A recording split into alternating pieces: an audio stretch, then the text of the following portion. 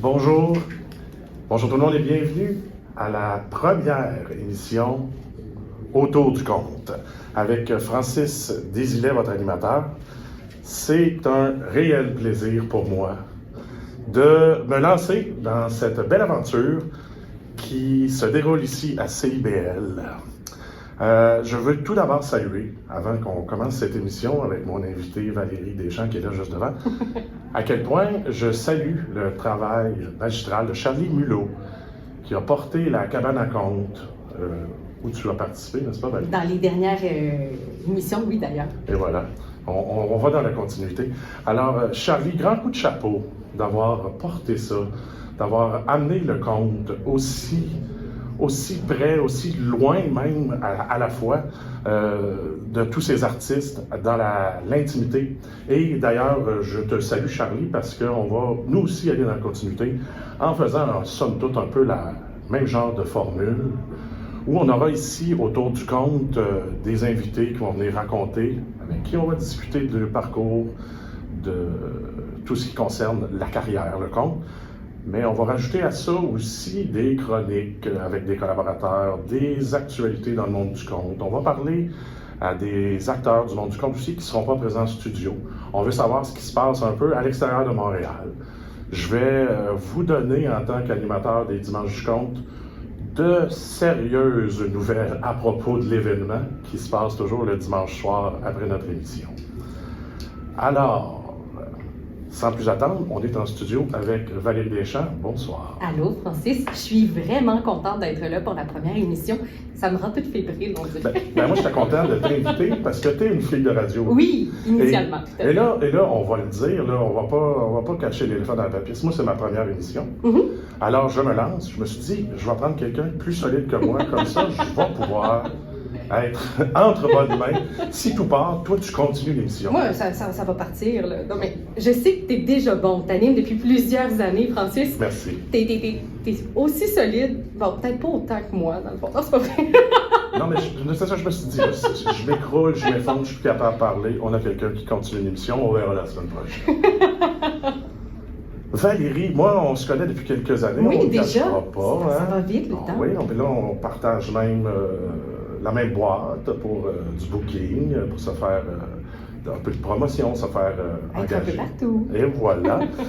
Et je regardais dans ton parcours, dans ton CV, tout ça, et j'ai surtout remarqué une chose. Tu es une bachelière en histoire. Oui. Moi de même. On est deux bacheliers en histoire ici. Et c'est pour ça que je voudrais en profiter, parce que même l'émission qui suit, c'est Marc Bolduc aussi, diplômé en histoire, des mêmes années que moi, pour qu'on réponde à tous nos mononcles et nos matantes qui nous ont demandé. Qu'est-ce qu'on fait avec un bac en histoire? J'ai 2 bacs, moi, ici, à la maison. Oui, c'est ça. Qu'est-ce qu'on fait? Nous autres, à soir, on fait de la radio. Et voilà. Avec 2 bacs en histoire. Tu prendras le vert, je prendrai le bleu. Ma chère Valérie, tu crois plusieurs chapeaux. Oui. Ouais, tu te fais flèche de tout bois. Là. Le compte est là aussi parce qu'on est autour. Depuis peu. C'est ça. On dit qu'au compte, c'est son tour. Autour du compte, c'est ce qu'on veut dire. Mais là, quand je lis sur toi, je vois professionnel en matrimoine. Ouais. J'en entends qui se posent la question. Qu'est-ce que ça mange en hiver? Ouais, puis en automne aussi. Oui. En fait, il faut comprendre initialement ce qu'est le matrimoine. Je vais l'expliquer. J'ai l'impression que les gens qui nous écoutent vont peut-être plus comprendre que mon propre père qui se pose encore la question. Le matrimoine, c'est pas compliqué, c'est la même chose que le patrimoine, mais le patrimoine, c'est pour les hommes. C'est pour ce que les hommes ont pu léguer. On en a fait un fourre-tout dans l'histoire, mais le matrimoine, c'est vraiment le legs des femmes, que ce soit le legs culturel, que ce soit le legs de la vie. En fait, ça englobe toute l'histoire des femmes de manière générale. On pourrait parler aussi du corps des femmes, ce qu'on en a pensé, ce qu'on le voit aussi, ce qu'on a pu voir dans l'histoire. Donc, c'est vraiment le penchant féminin du patrimoine. Et mon objectif, c'est justement d'enlever le fait que, c'est un mot fourre-tout. Tu sais, on dit le masculin, c'est le genre neutre. Ben non, c'est jamais neutre, le genre masculin, dans tout ce qu'on peut avoir dans la vie. Donc, professionnelle en matrimoine, je me spécialise dans l'histoire des femmes à at large, finalement. Ouais, la faute à Richelieu, hein, le fameux cardinal de Richelieu, avec le masculin l'emporte, puis La faute de tous les messieurs, Oui, c'est ça. parce que c'est perpétué.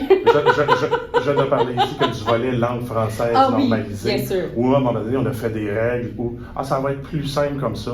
Ben, on n'aime pas ça, la simplicité ici, hein, aujourd'hui. Puis je pense que tu nous prouves que de toute façon, quand c'est pas simple, il y a déjà plus de matière et de matériel. Tout à fait, tout à fait. Simple, sinon simpliste, hein, que je voulais dire. Je vois aussi que tu es une experte en formule jasette. Oui, ça fait jaser. Moi, ça me fait jaser, en tout cas. Et ma mère serait d'accord avec cette appellation-là. Elle dit toujours, Valérie, on la met dans un jeu de quilles, là, puis elle va jaser avec les quilles. En voulant dire que je sais, ma mère. Salut maman, je t'aime. Mais du sens que je parle, j'aime ça jaser avec les gens. Quand je le mets d'un point de vue professionnel, c'est que lorsque je fais des entrevues, c'est pas une question, une réponse, c'est on va jaser. On va prendre un café, puis on va aller à des endroits que je sais pas où au moment du début de l'entrevue. Ça va venir avec la discussion, avec la jasette. Puis j'en ai beaucoup, c'est pas pour rien que je fais ce que je fais dans la vie et que maintenant, je suis dans le compte aussi, parce que, compter, c'est un peu ça. C'est jaser, hein? C'est beaucoup parler tout seul. Par moment. C'est un signe d'intelligence que ma mère disait, se parler tout seul. Si se répondre que là, c'est une autre histoire. C'est se parler tout seul avec public. Oui, idéalement, tout à fait. Idéalement.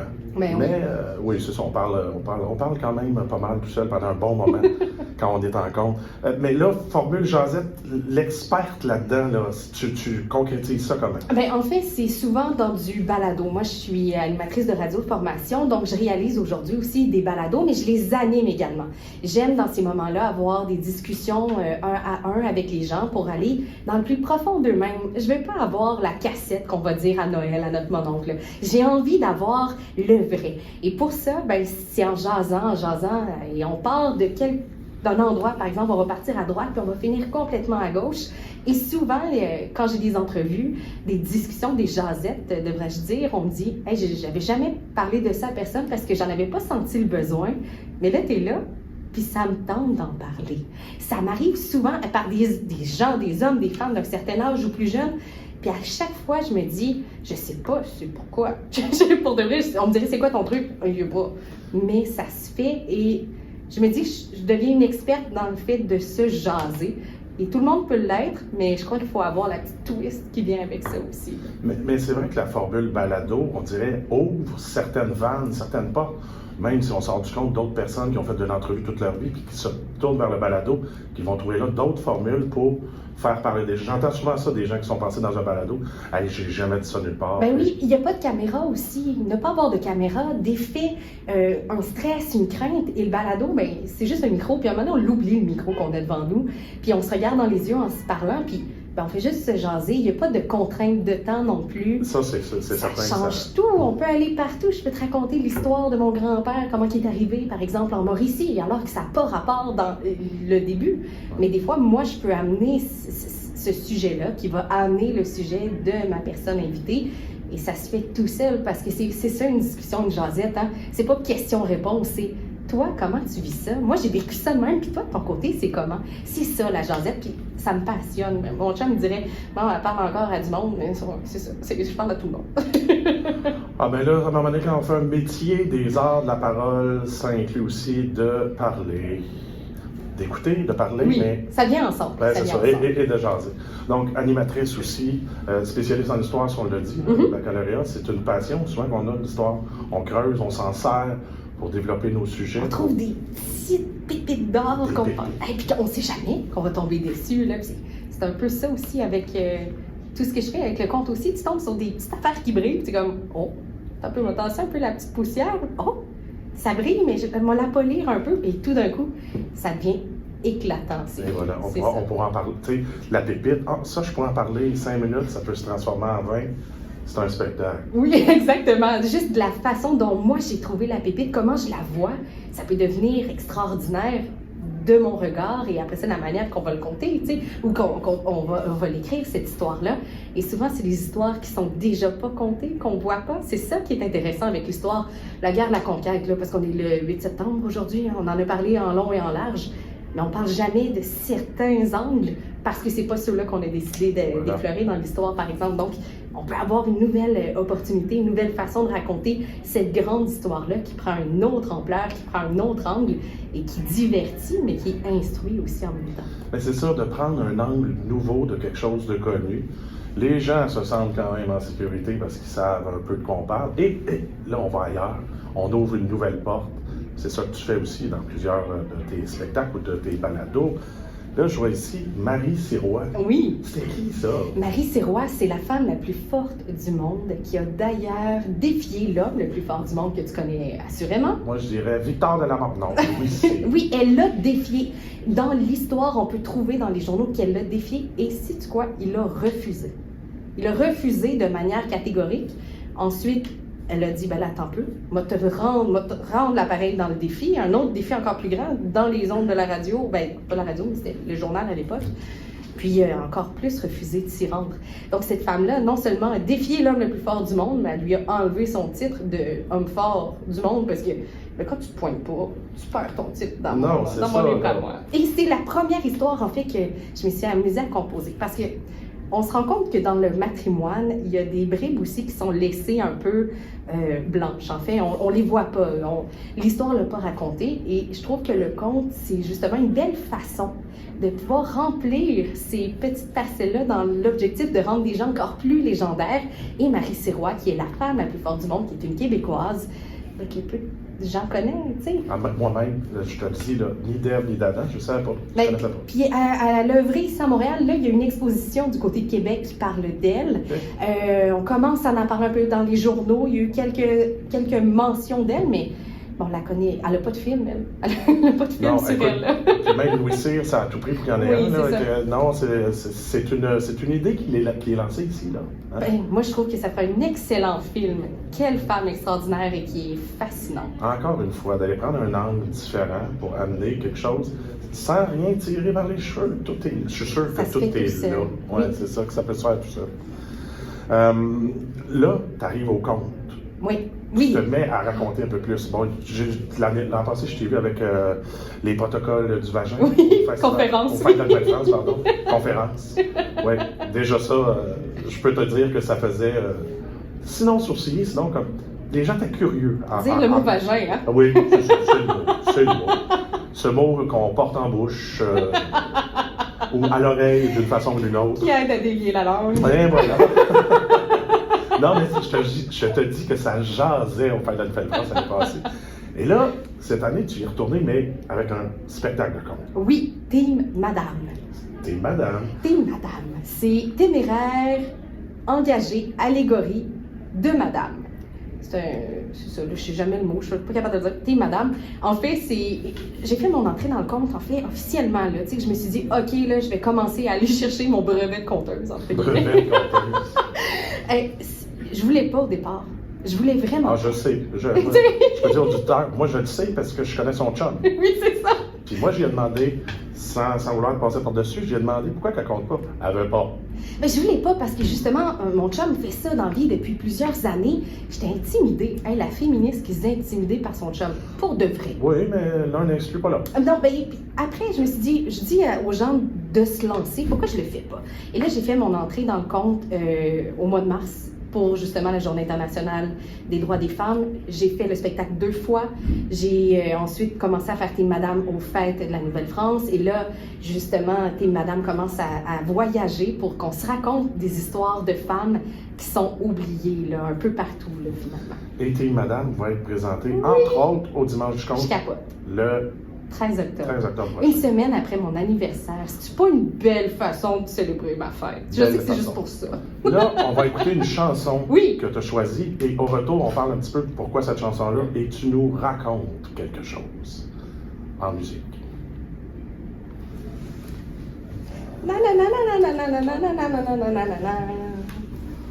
Hey, rentrer sur scène, cette tune-là. Là. Ça peut être assez. En passant, elle est juste comme 2 minutes 14 la tune. Oui, c'est ça, il lâché Fred, tu m'entends-tu? Fred, tu m'entends-tu? Tu m'entends-tu? Tu peux-tu me dire, mais qu'il reste, mettons, 20 secondes à la tune? Ah, ben oui. Toi, t'as le cadran ici, hein? J'ai pas de cadran nulle part, ça, j'ai mis mon téléphone. 0 heure. Ben, j'ai mis mon téléphone. OK. C'est pour ça que je suis arrivé à 14 h.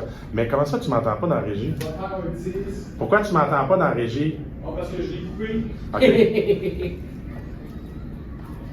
Chat. Je suis pas encore rendu à ce niveau-là. Non, mais c'est correct. Moi, je m'assois où quand je vais aller? Tu vas t'asseoir là, non, ce côté-là, ça va être À gauche Valérie? Parfait. Non, je te verrai pas dans les C'est ce que je Je pense. descends tout de suite pour qu'on fasse de trop de bruit. Tiens-toi bien, tiens-toi bien. C'est parfait. Moi, je trouve ça super le fun. Ça t'a pris 1 minute 30 avant de rentrer dans ton bain. Tu as fait comme, ah, t'as un peu chaud. Ah non, le chien. Et là, pouf, C'est parti. Parce que c'est 2 minutes de.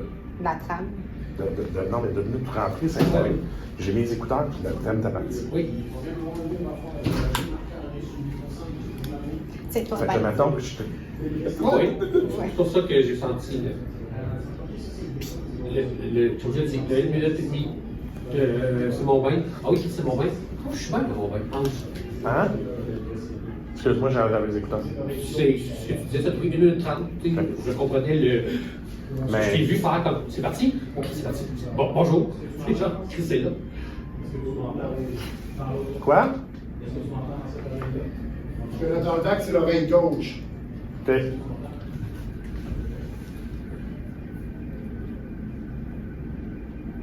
C'est presque fini. Ah, non, non, non. Il y a des signes. Ta- Ça sent les lumières rouges au centre. Oh, que j'aime cette chanson. C'est hot. Hein? Pour t'accueillir. Et si tu m'en prêtes un petit bout Ah oui, ben oui. pour cette première émission, j'adore ça aussi. Que les ondes t'accueillent. à Ah, ton tour. ben, merci de m'accueillir sur ces ondes. Pourquoi cette chanson-là, Valérie? Parce que les femmes arrivent. Les femmes arrivent par la grande porte. Les team madame sont là, elles prennent la parole, puis c'est aussi un peu pour moi, un peu coquille, là. Ben moi aussi j'arrive. J'arrive dans le milieu du conte, j'arrive sur scène. C'est assez de juste mettre en valeur les autres en tant qu'animatrice. J'ai envie, moi aussi, de brûler les planches un peu. C'est merveilleux. Là, on te cède le micro. Tu as le temps de nous raconter une des histoires que tu as choisies. Valérie Deschamps. En fait, je ne veux pas vous conter nécessairement une histoire parce que je veux que vous veniez l'entendre le 13 octobre prochain. Par contre, j'ai envie de vous en parler un peu de matrimoine parce qu'à Montréal, ça fait peu de temps, seulement depuis 2012 qu'on dit qu'il y a une cofondatrice à la ville de Montréal. On disait depuis plusieurs années que c'était Paul Chaumédé, sieur de Maisonneuve. Depuis seulement 2012, on dit que Jeanne Mance est une fondatrice de la ville de Montréal. C'est pas anecdotique, ça arrive assez fréquemment et je l'ai vu dans l'histoire. Je l'ai vu parce qu'il y a un phénomène qui s'appelle, entre autres, là, l'effet Mathilda. Tu sais quoi l'effet Mathilda, Francis? Non, OK. Connais-tu l'effet Mathieu? non plus. Bon, l'effet Mathieu, on va commencer par ça. C'est lorsqu'une découverte scientifique qui est faite par quelqu'un est reprise par une autre personne qui a un plus grand standing, qui a une plus grande position, qui a une plus grande vision, en fait. Des gens sont « Ah oui, je reconnais cette personne-là ». Et l'autre personne tombe dans l'oubli. L'effet Mathieu, c'est ça. L'effet Mathilda, c'est la même chose, mais pour le genre. Donc, les hommes s'approprient des découvertes faites par des femmes ou bien qu'on leur attribue ces découvertes-là. Ça, c'est l'effet Mathilda. C'est arrivé dans l'histoire, notamment avec Trotula de Salerne. Sais-tu ce qui est ça? Je dois avouer mon ignorance. Ben, c'est normal qu'on ne sache pas c'est qui. En fait, cette femme-là, on retourne à l'an 1000-ish, là, OK? Au Moyen-Âge. Elle a écrit le premier livre de gynécologie. C'est une femme qui connaissait la santé des femmes, qui a fait accoucher des femmes sans douleur. Elle connaissait tout ça. Par contre, elle est tombée dans l'oubli et on se souvient plus de gens comme Gabrielle Fallope. Ça me met sur une piste. Trompe de Fallope, hein? Ça nous dit quelque chose. Et ça, on se retrouve au 16e siècle, là, plusieurs centaines d'années plus tard. Même que monsieur se disait le grand découvreur du plaisir féminin. Ah, bien Hein, loin. petit monsieur, ça fait des centaines et des milliers d'années qu'il y a des générations de femmes qui savent c'est quoi le clitoris. Là. OK, prends ton gaz égal. OK, on va commencer avec ça. Elle, on l'a oublié. Une autre aussi, si je te dis le nom de Maliva Marik. Non. Ah. Non, je ne sais pas. Si je te parle du grand physicien qui E égale MC2, Ça me dit un petit quelque chose. Albert Einstein, Ouais. c'est la femme, Sa en femme, fait, ouais. d'Albert. Sa première femme, on devrait dire. Les deux se sont rencontrés à l'école. Les deux étudiaient dans le même programme, avaient sensiblement aussi les mêmes points à l'école, les mêmes moyennes. Ils ont travaillé ensemble, les deux, sur les découvertes d'Albert Einstein. Elle écrivait, elle réfléchissait avec lui à la table à manger lors du souper. Jusqu'au jour où monsieur a décidé d'aller voir ailleurs, Aller voir c'est-à-dire ailleurs. sa cousine. Et il adultère avec sa cousine, le divorce s'est fait et son ex-femme dit ben là, tout l'argent que tu as pour les prix Nobel, cet argent-là, ça devrait me revenir pour que je puisse aussi prendre soin des enfants qu'ils ont eu ensemble. Si jamais tu décides d'enlever cet argent-là, moi je vais le dire au monde entier que j'ai travaillé avec toi sur tes découvertes et que j'ai une part de réalisation. Lui, il lui a répondu, je te jure, Francis, j'ai lu le texte, là, je vais à peine paraphraser. Tu sais que si j'avais pas été là, on n'aurait jamais parlé de toi, puis on va jamais te croire non plus. Puis c'est comme ça, hein, quand on est insignifiant dans la vie, on est mieux de se taire puis de rester humble. C'est ce que je te conseille de faire. Il semble que la position du physicien qu'on connaît, Albert Einstein, en prend pour Son rhume. un petit peu. Hein? Il y a ça. Sinon, Montréal, hein? Jacques Plante, le masque de hockey. Mais non, Elizabeth Graham, c'est la première à l'avoir porté en 1927, plusieurs années avant Jacques Plante. Plusieurs dizaines d'années. Exactement, c'est quand même assez incroyable. Donc, on voit que ça arrive souvent, c'est vraiment pas anecdotique, mais moi, ce que j'aime dire dans ce temps-là, c'est que devant chaque grande femme, il y a toujours un homme qui lui fait de l'ombre. Et ces hommes-là sont partout, mais ces femmes-là, surtout, sont partout. On peut penser à celle que je te nommais tantôt, la femme la plus forte du monde, hein, qui a défié l'homme le plus fort du monde, qu'on ne connaît pas ici dans notre monde légendaire québécois. On peut penser aussi à la première présidente du syndicat des maîtresses coiffeuses de Trois-Rivières. Je sais, je te vois faire maîtresse coiffeuse, hein? Non, mais c'est assez pointu dans l'histoire, c'est parfait. Mais c'est le genre de choses que, quand on la ressort, on fait, ben voyons donc, un syndicat de coiffeuses, juste ça, c'est assez drôle. Mais pourquoi pas avoir défié les hommes, les barbiers coiffeurs, parce que ça n'existait pas, le syndicat des coiffeuses à l'époque. Et ou sinon, ben, la première cabaretière de Ville-Marie qui, contre vents et marées, envers et contre tous, a tenu cabaret ici. Marie Brazo. Exactement. Oh, je l'ai eu une sur toutes celles que tu as nommées. C'est déjà ça. Sinon, être un gars de Drummondville, Ouais. hein, la poutine, Warwick, Drummond, moi Ouais. je vais ailleurs, Francis. Ben, j'espère, parce que tu t'as déboulé avec Stéphane. Ben, en fait, la poutine, on la doit pas à des hommes qui soient de Drummond ou de Warwick. On la doit surtout à une femme, parce que sinon, on mangerait notre poutine frette. Puis vraiment frette.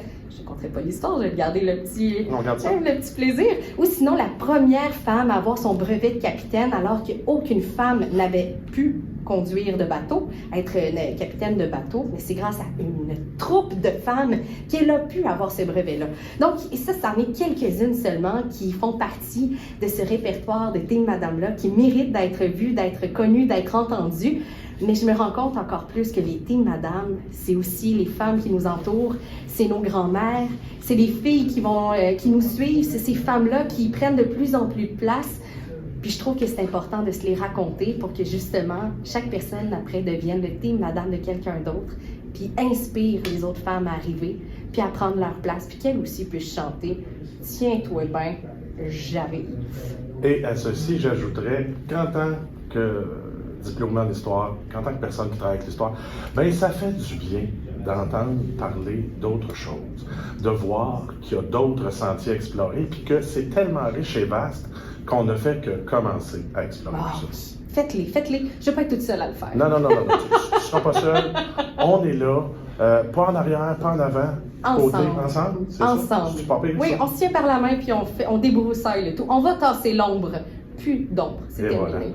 Hey, merci Valérie. Mais merci à toi, Francis. Merci beaucoup. C'est pas que c'est terminé, mais tranquillement, on s'achemine vers la fin de la demi-heure. On vous rappelle le 13 octobre prochain, Team Madame du côté du jockey, justement pour les dimanches du Le compte. jockey, 1309 Saint-Zotique Est, au dimanche compte, 19h30, 10 $, à la porte, billets en vente sur Atu. De toute façon, on en reparle dans quelques minutes. Je vous invite Monsieur Fortin, Marc-André Fortin. Non, va c'est se Monsieur joindre. Deschamps, son nom. Monsieur Deschamps. C'est l'homme le moins fort du monde. Bonjour, Francis. Bonjour, Monsieur Fortin, Marc-André. On ne fera pas semblant non plus qu'on ne se connaît pas. Si tu es invité à ce micro, c'est parce que au cours de cette année, on aura l'occasion de t'entendre à l'émission.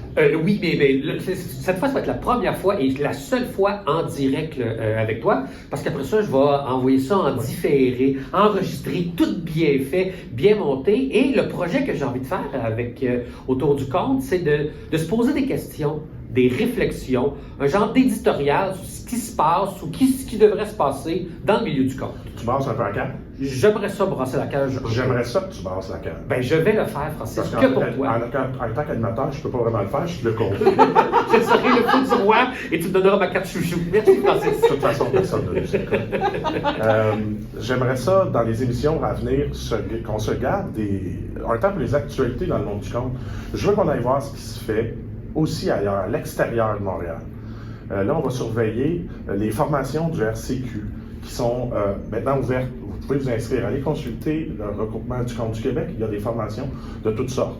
Entre autres, Praticompte avec Claudette Lheureux. Pourquoi j'en parle? Parce que c'est notre invitée la semaine prochaine. Depuis des années, elle forme une cohorte de nouvelles compteuses et compteurs qui passent par ses bons soins. C'est magnifique. Et une relève qui perdure. Une relève qui perdure. C'est ça qui est intéressant. Qu'on voit maintenant dimanche du compte.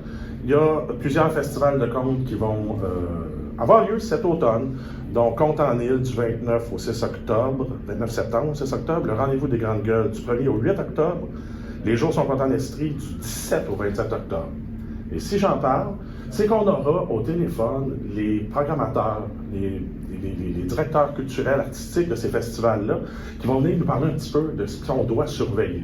Je les ai tous contactés, on va voir ça ici à l'émission, pour pouvoir parler du compte ailleurs. Qu'est-ce qui se fait? Si vous avez des actualités dans le monde du compte que vous voulez nous faire partager, écrivez-nous autour du compte en un mot, @oyer.ca.